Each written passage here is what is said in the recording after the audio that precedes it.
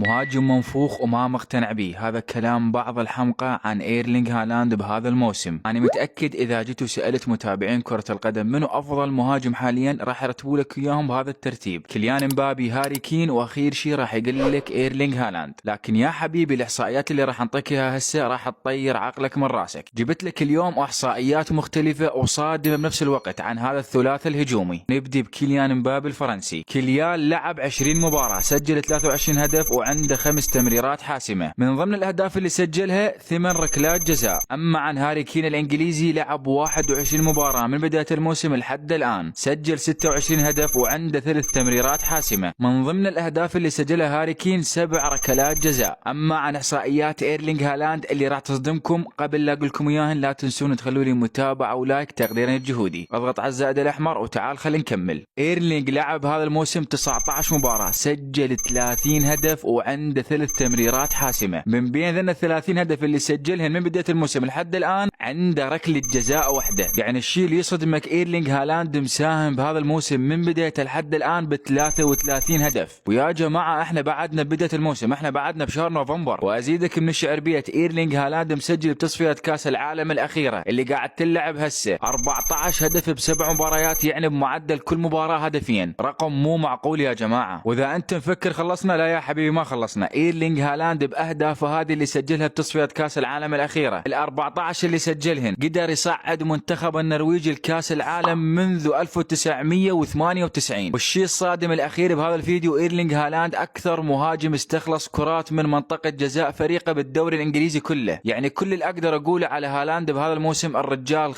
خارق هجوميا ودفاعيا. وسؤالي لك باخر الفيديو، انت تشوف منو افضل مهاجم حاليا بين ذول الثلاثه بعد ما شفتك الاحصائيات كلها؟ اعطينا رايك بالتعليقات حتى ننزل نتناقش. ولا تنسى المتابعه واللايك وعاده النشر. لا تنسى المتابعه يا جماعه. في امان الله وحفظه.